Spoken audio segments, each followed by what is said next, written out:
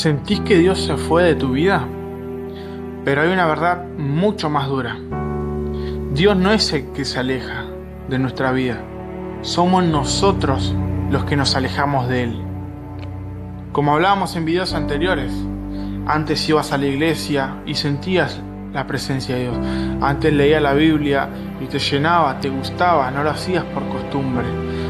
Sentías un cambio, sentías la diferencia, sentías algo distinto. Ahora ya lo dejaste de sentir, dejaste de tener la misma fe, empezaste a dudar, empezaste a darle credibilidad a cosas que no le tuviste que haber dado lugar hace mucho tiempo. Y cuando le quitamos a Dios el primer lugar, el lugar que Él se merece, se lo quitamos y ponemos otras prioridades en primer lugar, podemos ver que comienzan los problemas, podemos ver que empezamos a ver que los problemas golpean más fuerte a nuestra vida, empezamos a dudar y nos empezamos a hacer la pregunta de si Dios verdaderamente está con nosotros hoy. Pero con esto quiero dar un golpe de realidad y tal vez no le va a gustar lo que voy a decir, pero Dios no cambia, Dios sigue siendo el mismo. El Dios que antes sentías es el mismo de hoy. Y volvemos con la pregunta, entonces, ¿qué cambió si Dios sigue siendo el mismo? Y acá viene el golpe fuerte.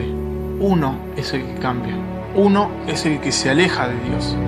Dios no se aleja de nosotros, Dios no se olvida de nuestros problemas. Dios sabe cuál es nuestro problema, Dios sabe cuál es nuestra necesidad. Una de las primeras razones por la cual nosotros nos desenfocamos de Dios, nos distraemos de su voluntad y de su presencia, es por el simple hecho de llenarnos de otras cosas, de llenarnos de lo material, de llenarnos de la tecnología, de algún deporte que nos quita tiempo para orar, para leer la palabra, de amigos que no convienen, de amistades que no son de edificación para nuestra vida. Esa es una de las primeras y de las más comunes, llenarnos de otras cosas. Con esto que quiero decir, no es que nosotros dejamos a Dios de un día para el otro, no, fue de a poquitito. Todo comenzó con algo pequeño, Más celular, menos oración. Más redes, menos tiempo con Dios.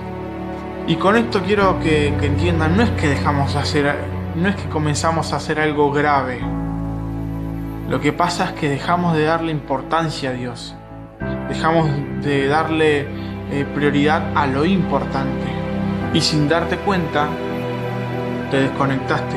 Te desconectaste de Dios, te desconectaste de su voluntad, de su presencia y de la bendición de Dios. Segunda razón, que es de las más también comunes y es de las más dolorosas en mi caso particular, empezamos a normalizar las cosas que sabíamos que estaban mal. Al principio esas cosas nos incomodaban, nos molestaban, pero después ya como que empezamos a cesar. Es como que ya no nos molestan tanto. Y luego, al día de hoy, ya ni lo pensamos, actuamos, ¿no? Y volvemos a la misma pregunta. No es que Dios se alejó, es que nosotros dejamos de escuchar su voz. Esto es una realidad, porque cuando uno quiere hacer lo que a uno le parece, deja de escuchar la voz de Dios, deja de ponerle prioridad a Dios y empieza a pensar con su mente, empieza a pensar bajo su propia concupiscencia, ya no se maneja bajo la voluntad, bajo la orden de Dios, sino que empieza a manejarse solamente por su intuición, y eso es algo muy peligroso. La tercera, y es la más común, dejamos de buscarlo a Dios. Antes lo buscamos con ganas, con intención, con un verdadero deseo, y ahora, si tenemos tiempo, lo hacemos, y a veces tenemos un poco de tiempo y ni siquiera lo aprovechamos. Hermanos, y entendamos algo. Si nosotros queremos la bendición de Dios, si nosotros queremos la voluntad, si nosotros queremos a Dios al lado nuestro, lo importante no se cambia, lo importante no se deja para segundo lugar. Dios no es una opción más en nuestro día. Dios no se va a manifestar donde hay intereses secundarios. Dios se va a manifestar donde verdaderamente hay hambre, hay sed de conocerlo a Él. Y con esto quiero que entendamos, no estamos vacíos, estamos desconectados de la presencia de Dios. Y cuán importante es estar conectado a Dios.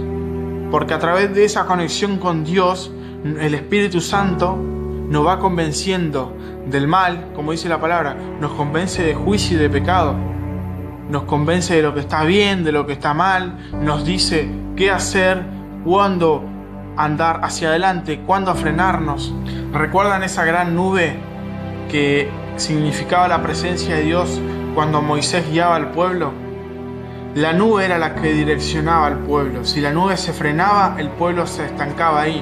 Si la nube seguía, si la nube avanzaba, el pueblo avanzaba. Tenemos que estar conectados con la presencia de Dios siempre. Es importante en estos tiempos estar conectados con la presencia de Dios. Porque si uno se descuida, fácilmente puede caer en el pecado, fácilmente puede enredarse en los negocios de este mundo. Y esto aplica para todos, no solamente para los mayores, no solamente para la gente que ya formó una familia, sino para el joven y para el anciano, para el niño y para el adolescente. Es muy importante estar conectados con Dios desde chiquitito. La palabra de Dios dice que nosotros fuimos escogidos desde el vientre de nuestra madre. Dios sabe qué propósito tiene para nosotros. Dios tiene un llamado específico para nosotros. Pero si nosotros no prestamos oído a su voluntad, nunca vamos a descubrirlo. Pero hermanos, hay esperanza todavía, como les digo. Dios sigue acá. Dios sigue aquí, esperando que volvamos.